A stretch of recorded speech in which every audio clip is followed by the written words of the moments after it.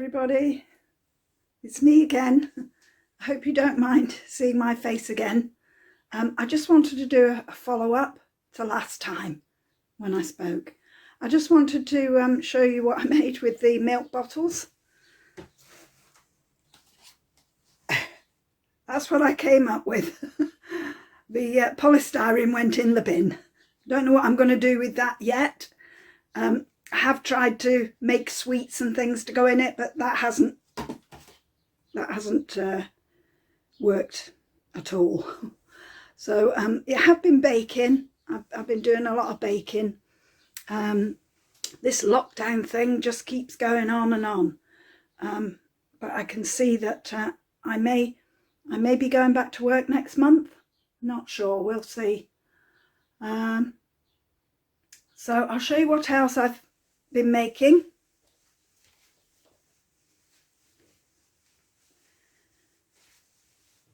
I made these.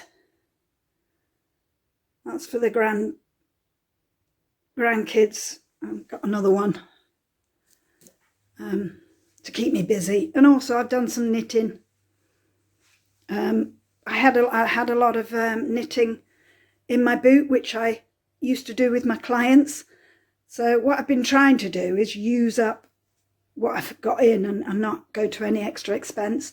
So I was doing lots of knitting with my client. She was knitting, she had dementia quite badly, but one of the things we used to do was knitting. So we knitted lots of squares. So I've put these together and made a bit of a sort of a blanket, which I'm probably going to take to the school that I work at when everything's up and running. And I want to make some baby clothes too to go with it. So I just want to share with you also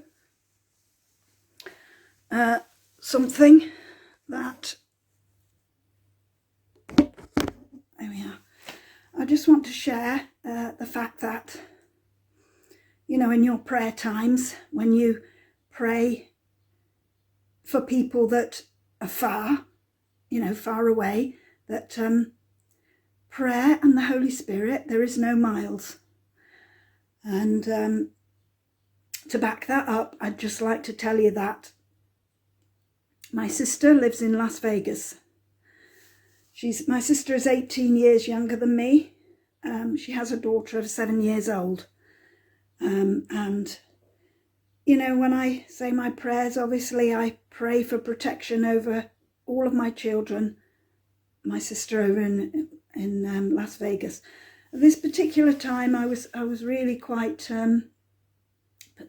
not persistent, but really quite, not forceful, I can't think of the right word, but in praying for my sister and asking the Holy Spirit to rest upon their shoulders and to show them the truth and show them His grace and His love. And then about a few days later, I had a phone call from my sister, and she said, out of the blue, her daughter, who's 7 years old,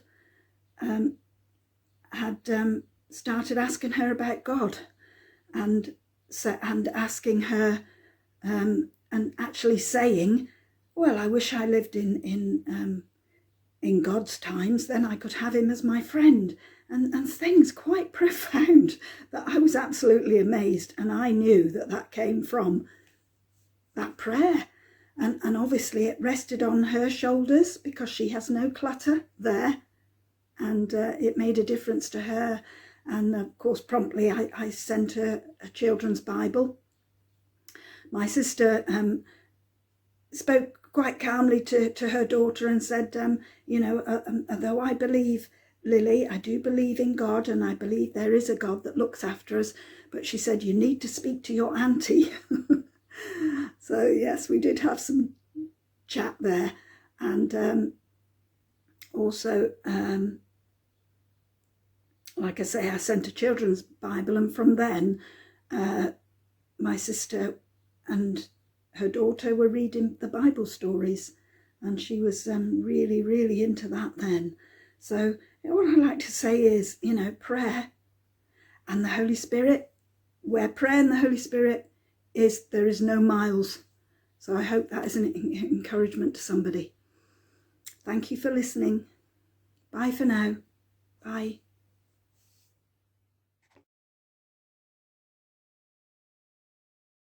Hi, for those who don't know, I'm Paul. I've been attending New Life Church for just under a year now, and it's great to have let Jesus into my life. In this time, I've met some great people and listened to some great words of God. Part of those words were about the path that you will walk with Jesus, and also the lane that you're in. There are many, many people who live a loving life with Jesus. Many of them do amazing things that are all over web pages, Facebook, and other media. Many others do amazing things that people never notice, but he does. I've struggled to determine what my purpose is, what my path is. You look at the preachers, the energy, the love they have for Jesus. That's what I want to be like. There are some whose faith in Jesus is electrifying, who shout it out and show it. That's what I want to be like.